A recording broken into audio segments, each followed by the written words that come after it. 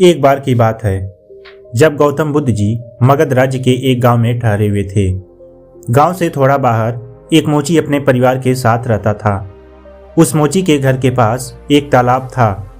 एक दिन रोज की तरह सुबह मोची तालाब के किनारे पानी लेने गया। वहां उसने तालाब में एक बहुत ही अद्भुत पुष्प देखा। वह पुष्प देखने में बहुत ही सुंदर था और चमत्कारिक प्रतीत हो रहा था। मोची ने तुरंत ही अपनी पत्नी को बुलाया और वह पुष्प उसे दिखाया। मोची की पत्नी आध्यात्मिक और धर्म में आस्था रखने वाली थी। वह पुष्प को देखते ही समझ गई कि जरूर कल यहाँ से गौतम बुद्ध जी गुजरे होंगे। उन्हीं के प्रताप से यह पुष्प खिला है।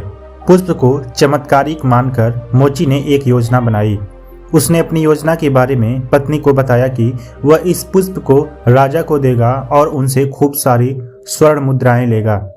उसकी पत्नी ने भी सोचा कि यह पुष्प उनके पास किसी काम का नहीं है, इसे राजा को ही दे दें, कम से कम कुछ कमाई तो होगी। पत्नी की सहमति के बाद मोची राजमहल की ओर निकल गया। राजमहल के रास्ते में उसे एक व्यापारी मिलता है। मोची के हाथ में पुष्प देखकर वह रुक जाता है। वह मोची से पूछता है कि भाई ये पुष्प लेकर कहाँ जा रहे हो। मोची कहता है कि मैं यह पुष्प लेकर राजा के पास जा रहा हूँ। इसे राजा को भेंट कर मैं राजा से मुंह मांगा इनाम लूंगा। व्यापारी ने मोची को प्रस्ताव दिया कि तुम यह पुष्प मुझे दे दो, बदले में मैं तुम्हें 100 स्वर्ण मुद्राएं दूंगा।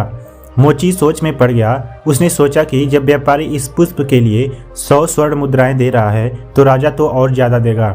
यही सोचते हुए उसने व्यापारी को पुष्प देने से मना कर दिया।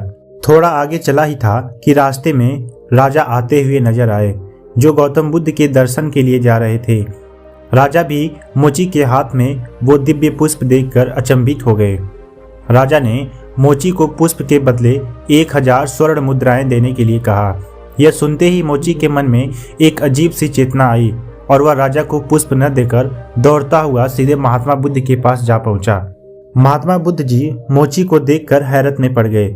उन्होंने मोची से पूछा तो मोची ने उन्हें सारी बातें बताई। इसके बाद मोची ने वह पुष्प महात्मा बुद्ध के चरणों में अर्पित किया और उनसे कहा कि पहले तो मेरे मन में पुष्प को देखकर लालच आ गया था, लेकिन अब मैं समझ गया हूँ कि जिसकी छाया पड़ने से ही एक पुष्प इतना दिव्य हो गया हो, अगर उसकी शरण में मैं चला जाऊँ तो मेरा जीवन भी धन्य हो जाएगा। इसके बाद वह आजीवन महात्मा गौतम बुद्ध का शिष्य बना रहा।